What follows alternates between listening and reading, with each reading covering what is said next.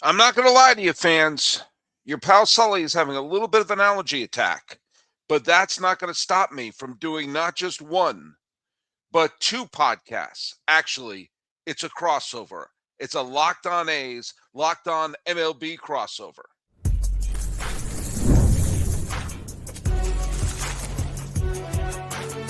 You are Locked On MLB crossover, part of the Locked On Podcast Network. Your team every day. Hello, baseball fans, and hello, A's fans, and welcome to a Locked On MLB, Locked On A's crossover, part of the Locked On Podcast Network, which is now the #1 sports podcast network. Thank you very much. Thank you, and we all have it because of you. I am your host, Paul Francis Sullivan. Please call me Sully. Follow us at Locked On MLB Pods or Locked On A's on Twitter or whatever it's called these days. And on Instagram, I'm your pal Sully with Sully Baseball Podcast on Instagram. And if you're following us and you want to leave a message on the social medias, then make sure to leave that hashtag everyday Sully. It helps us find you. So, yes, if you are a fan of Locked On MLB, I'm still here. I've been here since 2019. And if you're a fan of Locked On A's, I'm still pinch hitting as we're getting the new permanent host lined up for the Locked On A's show. As we just once again say goodbye to Booney, who did, I think, a terrific job. And some of you have enjoyed having me back for a few weeks, and some of you haven't. But do you know what? I'm having a lot of fun, and I'm going to talk positively about the A's today. I'm going to make that absolutely clear because there's something that occurred to me today. There's a lot, we could go on, talk about the spring training games and everything like that. And I mean, there's not a lot to say about spring training results because, they're practice. You want to make sure that the players are getting their reps. A's fans look away once again. It's a lopsided score. They got clobbered by the Milwaukee Brewers 10-0. Or as my mom would say, it was a lot to not enough. But once again, you had, Barnett didn't pitch particularly well in his 2 innings, but it's there to get reps in. You want to see the players get their best hits. Kurtz got a hit today. Langalier's got on base. Soderstrom got a hit today. There was Soderstrom made an outfield assist. You can't get too excited about the results of a spring training game. So that's basically all I'm going to say about that particular game if you're an A's fan. But I was thinking about this today. Some of you pointed out that when I guest hosted Locked On A's during the 2024 season and during a couple of times when Booney and I locked antlers. I adore Booney. He's a really good guy. We didn't always agree. We locked antlers a few times.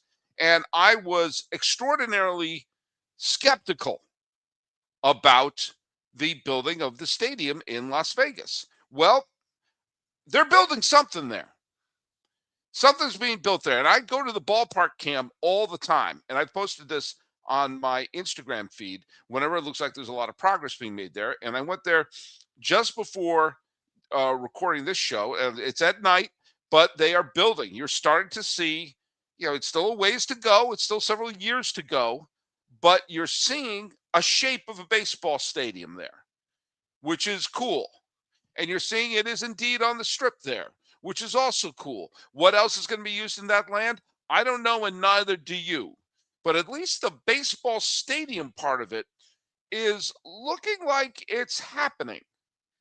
It looks like again, it's going to take a few more years for it to come out, but it's looking like they're actually doing it. And as I've been checking up on it, the fact that they're doing this stadium, and it looks like it may happen, it looks like it's going to happen, and if it does, then the A's will indeed play. I don't know when it's going to be. I don't know if it's going to be 2028. I don't know if it's going to be 2029. I don't know if it's going to be 2030.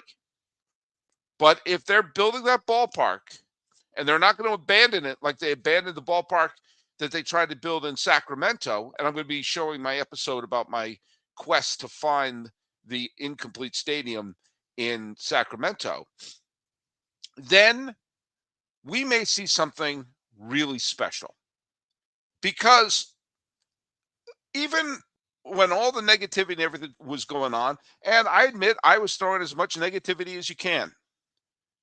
The design of the stadium in Las Vegas, the proposed stadium in Las Vegas, has always been outstanding, has always been really striking and unusual.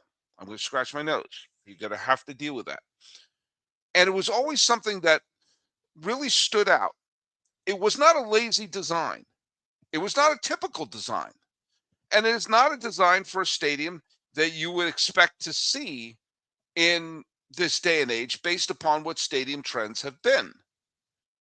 And if they make this stadium in downtown, right on the strip there, it will be or it should be, a massive draw for baseball fans and curiosity seekers. It looks exactly like the type of stadium that I borderline begged the A's to build in the parking lot of the old Oakland Coliseum. It looks like a fresh new design. It looked like the type of design that, quite frankly, just looks startling, looks different, and doesn't look the same as everything else. The great dome that they're going to build there looks like it's going to bring in natural light. It is making no attempt to look like a traditional stadium or a Camden Yards type stadium. It is looking like something you would expect to have as the character of Las Vegas. It looks flashy. It looks intense. It looks like it's filled with all sorts of bright buzzers and screens and all sorts of things that could be borderline experimental and different. And for that reason, I think if they stick to the design, if they stick the landing, if they build the damn thing that they claim they're building in Las Vegas, and it turns out to be right, and I eat all the crow you could ever imagine based upon all the things I said in Locked On A's in 2024, then this will be so great for baseball. And the A's of all franchises would be leading the way in a new trend, potential trend in ballparks for a new type of experience, for a modern type of experience, for experience that is a unique one, memorable, and for some of the other cities that are looking for ballparks. I'm looking at you, Tampa Bay. I'm looking at you, the White Sox. I'm looking at you, Kansas City. I'm looking at you, potential expansion places like Salt Lake City, like Nashville, like Portland, like Charlotte, like potentially Albuquerque or Austin. Why doesn't someone put a team in there? I think they would really shine in there. I'm looking at all those places could look to what the A's did if this is the success that I think it could potentially be, and say that is the trendsetter. That is the new direction for stadiums. And as I like to do on this show, as I like to do on Locked On MLB, and I like to do when I'm guesting on Locked On A's, I like to point out that baseball's history has shown when there is a seismic event, the first team that goes into the new trend is the team that gets the greatest reward for it. And there have been several stadiums built over the years that have been trendsetters that other teams have aped and other teams have copied. And if this stadium with this design in Las Vegas comes true, then the A's could potentially be a team that leads the way instead of finding themselves following.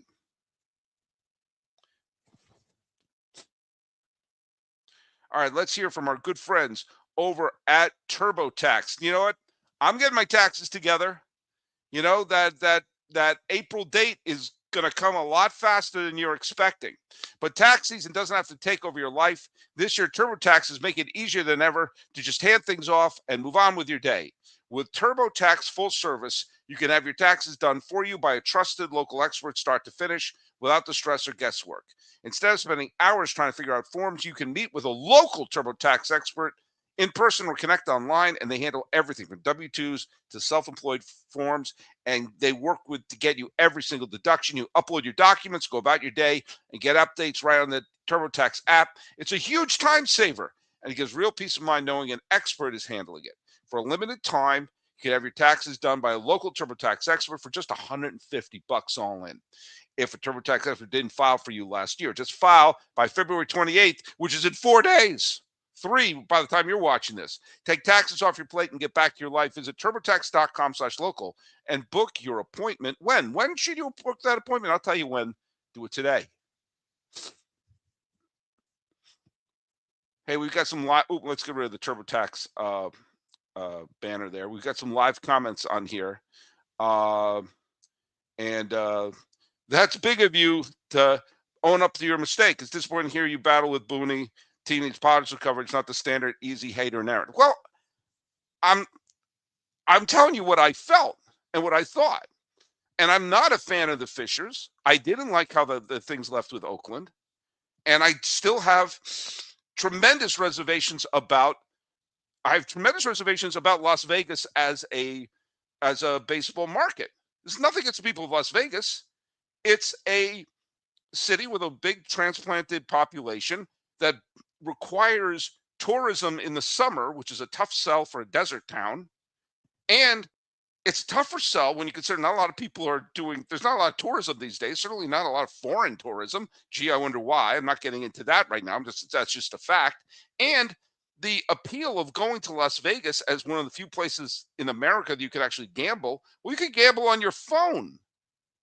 This show sometimes is sponsored by FanDuel. So there were a lot of strikes going against the Vegas in my eyes. But I'll also own up when I was wrong. Absolutely. I want the A's to succeed. I want the A's to be a huge success. And if that means it's under Fisher, great. And I was skeptical, and I had reason to be skeptical. But they put their money, so far they've been putting their money where their mouth is. So if I would come on the show and say, I don't believe they're building a stadium, then I might as well be a flat earther. You have to, if you say something and your point of view, your take turns out to be wrong, you have to own up to it. I did that a few years ago when I had thoughts about Shohei Ohtani and the gambling thing. And my opinion, my take on it turned out to be wrong. Dead wrong. And so you say, yeah, I was wrong. What kind of person, what kind of human being doesn't admit when they're wrong? If you say something, you turn out to be wrong, you turn out to be factually incorrect, what kind of human being doesn't say, oh, I'll be darned, I turned out to be wrong? I don't know anyone I would respect. I still have my I don't know if the easy hater narrative is me because I dislike the Fishers, but that's me stating my opinion. And I'm still not crazy about them, but I want them to succeed. That's not hating. Now, before we go on, let's go quickly to the trivia question, the Lockdown MLB trivia question. Who was the last person to win a postseason MVP for a losing team? Sports Guy 10 says Bobby Richards is the only player to win a World Series MVP, meant to say, on a losing team. That's right, but that's not what I asked. I asked who's the last to win a postseason MVP on the losing team, and Harry Edelman 9922 got it right. It was Jeffrey Leonard. One flap down of the 1987 San Francisco Giants in the NLCS versus the Cardinals. I was at Game 5 of the 1987 NLCS between the Giants and the Cardinals. I was also at Game 3 and 4 of the ALCS in 1988 between Boston and Oakland, but I digress. Okay, let's talk a little bit about trend-setting stadiums, shall we? Now, for years and years and years, stadiums were just functional. Why did they have all those quirky little angles and everything? Were they trying to be old-fashioned traditional? No, they were just, that's where the streets were. And for years and years, that's the way ballparks were designed. And it seemed like a new trend was going to be set when the Los Angeles Dodgers displaced an entire neighborhood and community to build a stadium up on a mountain in Chavez Ravine, a baseball-only stadium where the sight lines are all perfect no matter where you're sitting. But that didn't turn out to be the trend. The trend that was set was by Shea Stadium. Shea Stadium was built and opened in 1964. and the Mets moved into there. The Mets were playing in the Polo Grounds, the old decaying Polo Grounds, for their first few seasons where they were dreadful. And I got news for you as I scratch my nose. They weren't much better in 1964. They lost 109 games in 1964, but they moved into Shea Stadium. And this is when drawing 1 million fans was rare. They drew 1.7 million. And believe it or not, Shea Stadium was considered to be a jewel. We now look at it as a concrete donut. But at the time, first of all, that was the way buildings were being designed then. Everything was kind of functional, that post-World War II functional. If you look at government buildings, everything made then, nothing was made to look ornate. It was a functional circular stadium, multi-purpose stadium. That eventually held the Jets and the Mets. But it was a huge deal when it opened up in Flushing Meadows. It's funny that people think of Shea as being a dump or something like that. When it was open, it was glamorous. It was big time glamorous, even though the team stunk, because it was a modern stadium. It felt new. That was a big thing of letting go of the old stuff and feeling modern and new. And you saw virtually the entire National League tear down all their old-timey stadiums to build their version of Shea. Down went Sportsman Park and up came Busch Stadium. I got to scratch my nose again. I'm sorry. I'm having an allergy attack. The new Busch Stadium came up, and of course the Cardinals were excellent then, but they filled that ballpark. Down went Forbes Field, and in came Three River Stadium. Down went Crosley Field. Down went Connie Mack Stadium. All these traditional old ballparks were just leveled because they wanted their concrete donut, because it was new. It was up to date. It was modern. Get rid of that old stuff. Give me the new stuff. And teams drew well there. And we may look back at them and say, oh, man, they all look the same. But you know what? At the time, that's what fans kind of wanted. They wanted a multi-purpose ballpark where their teams could excel and be terrific in. And I have huge, great memories of the great World Series that were played in Riverfront Stadium, at Three Rivers Stadium, the home run by Henry Aaron in Atlanta Fulton County Stadium. Go crazy, folks. Go crazy, folks, with Ozzie Smith hitting the home run there. All those concrete donuts had great memories. And the multi-purpose ballpark were all the rage. And quite frankly, some of these stadiums these cities that are looking for stadium situations would be a lot better off if they built a multi-purpose ballpark. If they built a multi-purpose ballpark in Las Vegas or a multi-purpose ballpark in Tampa Bay, then guess what? We wouldn't be in some of the mess that we're in right now. I digress. And Shea Stadium led the way. Shea Stadium was the ballpark that broke the mold of the old traditional ballparks and made it so it was a new type of stadium that everyone wanted to go to. And take a look at the attendance. Attendance went up when they went to those parks. It worked out. And for years, that was the trend. And it was Shea was the one that started that trend. Now, in the 80s, there were a couple of ballparks were made. You had the Metrodome, which was just weird, although it hosted the single greatest World Series I ever saw. You have what they now, I don't know what it's called now. Is it called Rate Field now? It was called New Comiskey Park, but that kind of was a swing and a miss. You also had Sky Dome, now called the Rogers Center in Toronto, and that was a massive success. A brand new, modern-looking stadium, a George Jetson type stadium, the retractable roof, the hotels. It was new. It was interesting. It caught people's eye. And back when it opened in 1989, it helped the fact that the Blue Jays were a very good team. But when it opened in 1989, it was a massive success. They were drawing 4 million fans there. And it looked like that was going to be the great new trend. But a different stadium opened up in the 1990s, and that was Oriole Park at Camden Yards, which is officially its name. It's Camden Yards. We all can't call it Camden Yards. The odd thing for the White Sox, because they had a chance, because they were building a new ballpark to replace Comiskey Park, the firm that designed Camden Yards proposed an old-timey stadium for the White Sox, and they turned it down.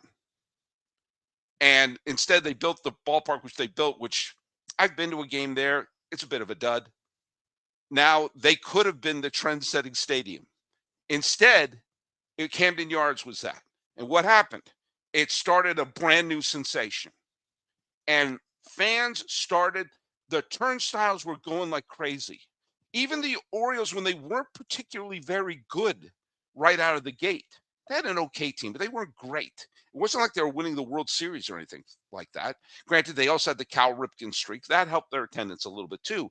But people wanted to see the stadium. They wanted to get the feel of that stadium. There was nothing wrong with Memorial Park. I've been to Memorial Stadium in Baltimore. I went to a game there. It's a fabulous place to see a baseball game. But Camden Yards became a cathedral, and it opened up, it hit all of the nostalgia buttons. It was the Star Wars Force Awakens of baseball stadiums that just hit the nostalgia button, whether or not it was real or not.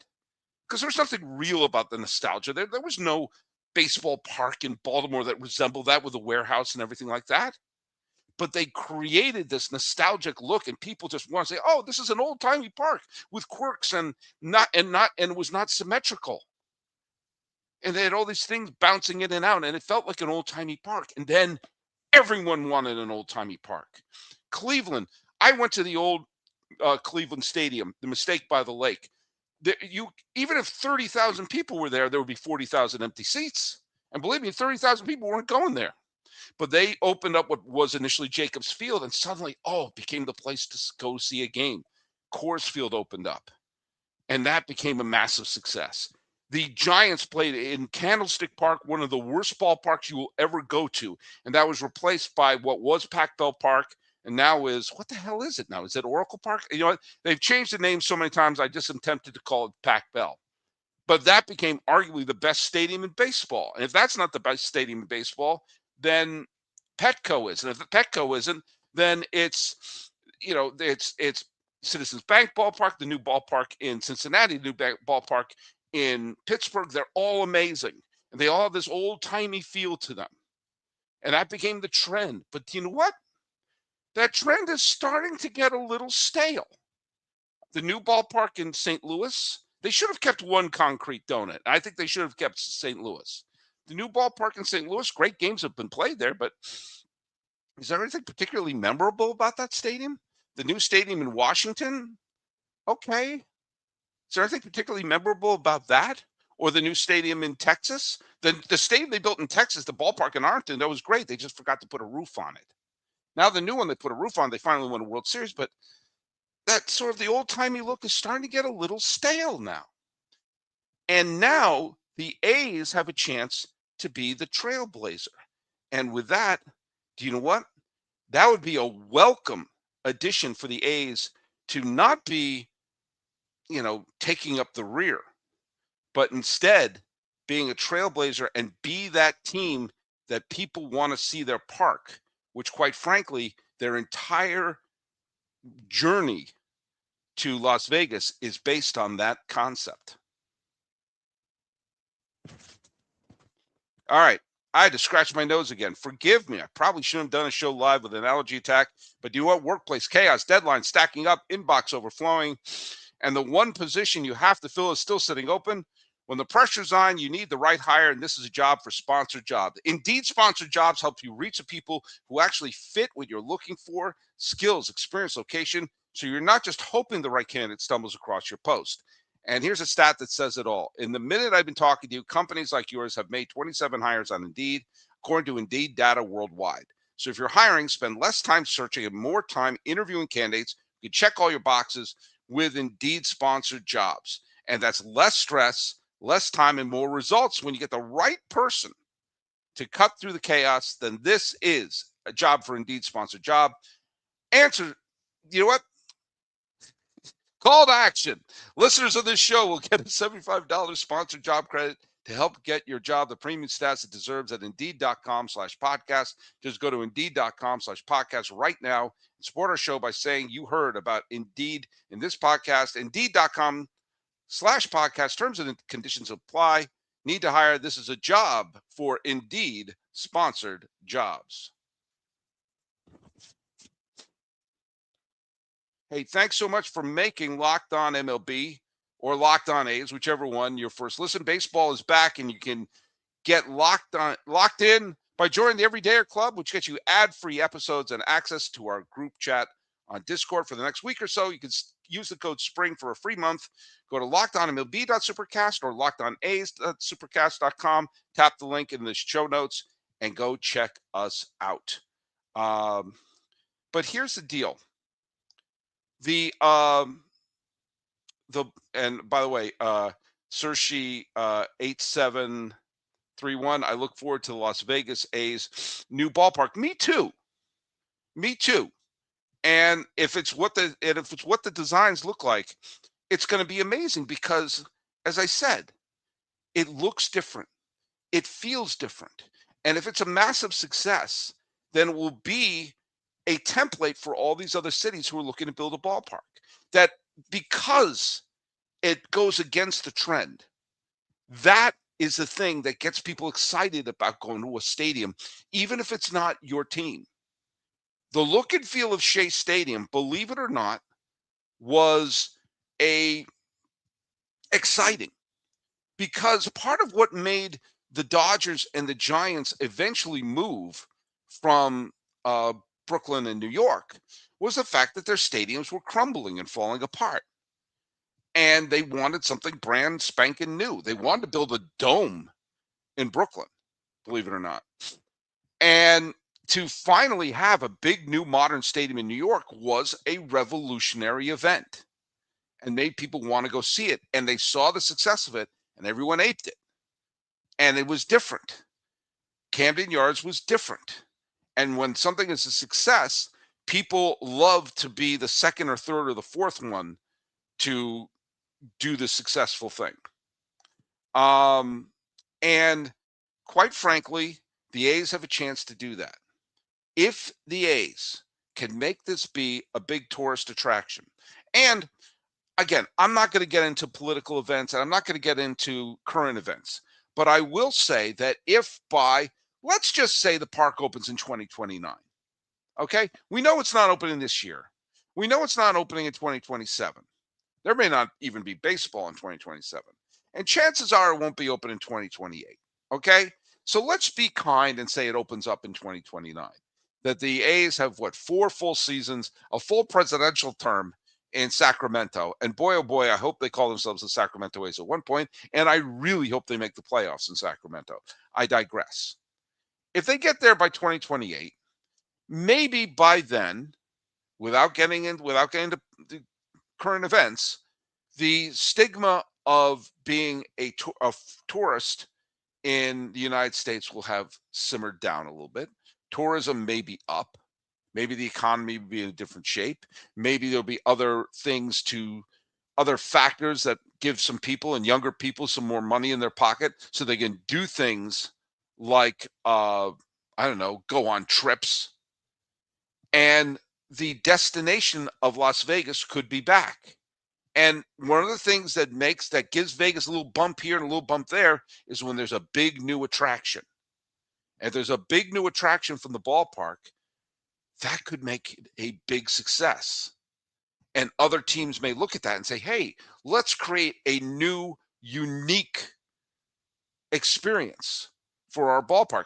By the way, another stadium that started a trend is the new ballpark that they built in Atlanta. There was no reason to build that ballpark because I went to Turner Field. Turner Field was fine, but they went out of town and they basically built a ballpark city. And that seems to be the new thing everyone wants. They want a ballpark city. Give us a ballpark city. But the ballpark within the city that they built for Atlanta is that old-timey park. And maybe, just maybe, that time is over. Now it's time for something brand spanking new and reflects the city that it's in. Instead of making a old-timey ballpark in some of these new places for places that hasn't had a Major League City stadium in there before, or maybe in Chicago, the Chicago White Sox needs to do something to counteract Wrigley. Wrigley is the old timey place. Maybe the White Sox have a brand new futuristic or just a brand new sensation for their stadium that goes with the field that happened in Las Vegas. There's a cautionary tale. There's a team that was salivating for a new stadium and went against the grain, made a modern looking ballpark that looked and felt different from everything else, and it was the Marlins, and it turned out to be a disaster. But part of the reason it turned out to be a disaster was it was the same old thing with the ownership. They brought in a bunch of players in 2012, but by the midseason they were selling everyone off, and it was just business as usual for the Marlins. And Marlin fans say, "Hey, we've been here before. We've been here before. We don't trust you." And this is where Fisher comes in. Fisher has to prove me wrong, and everyone else has criticized him wrong. I'll admit when I'm wrong. I did earlier in the show, but they need to show that they're going to not only put this stadium together, but put a winning product on the field.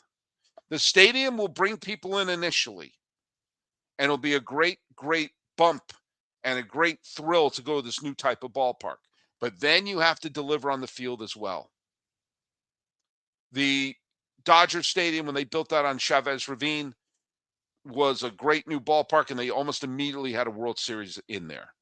Shea Stadium had a couple of years of momentum behind it, and the Beatles gave them a big boost as well, but eventually they had to put a winner in there, and they did in 69. The A's and Fisher have to eventually put the product on the field. The field that they're going to make, it looks like it's going to be fabulous, and that could buy them a year or two of goodwill in Las Vegas. We got the team, we got the stadium, it's brand new, but then you got to turn it around. It can't be business as usual. It can't be, oh, we're going to tear the team down whenever anyone asks for more than minimum wage. Oh, we're going to let the stadium go to hell and everything like that. They have to prove that they've turned over a new leaf. And if they do that, I'll be the first to say, good job. And believe me, that first year that they play in Vegas, you're darn right I'm going to a game there. Hell, I've been to a game at Sutter Health Park. You don't think I'm not going to go to a game at the new stadium in Las Vegas? It could be a trendsetter and put the A's at the front of the parade instead of behind it. We saw what happened with the Giants, who had one of the worst stadiums in all of baseball. And they were drooling to get the hell out of there. They almost moved to Toronto. They almost moved to Tampa Bay. And now they have one of the best parks in baseball. Now, the A's, we all know about the Coliseum. We all know they're playing and they're crashing on the couch in Sacramento. They've been looking for a new ballpark to fit their needs since they were playing in Shibe Park and later called Connie Mack Stadium in Philadelphia. It's been since the early 50s that they've been nomads wandering through the desert. Now they found a potential oasis in the desert. And if they can hold on to it, then guess what? They will be trendsetters. Thanks so much for listening to this Locked On MLB, Locked On A's crossover. We're going to be following more spring training games. And also, Locked On A's are going to see me travel to Sacramento. Make sure you subscribe and follow where you get all the latest podcasts, and go to lockedonmlb.supercast.com or lockedonace.supercast.com. Join the Everydayer Club and get the members-only Discord access and more. And check us out at the new 24/7 Locked On Podcast Network YouTube channel. Okay, for fans of Locked On MLB, let's do the trivia question, which is this. What is the only franchise to never draw 2.5 million fans for a single season? There are 30 franchises. Every one of them has drawn 2.5 million fans for a season, except one. Put the answers down on the YouTube channel and let me know. And by the way, thanks everyone who watched this live. I didn't get to everyone in the comments section because I'm trying to cut it short a little bit here, and we're already going long. Talking about the stadium in Vegas, eating a little crow along the way, being hopeful and wanting the A's to be leading the charge. This has been Locked On MLB, Locked On A's crossover. I am your host, Paul Francis Sullivan. Please, I'm begging you, just call me Sully.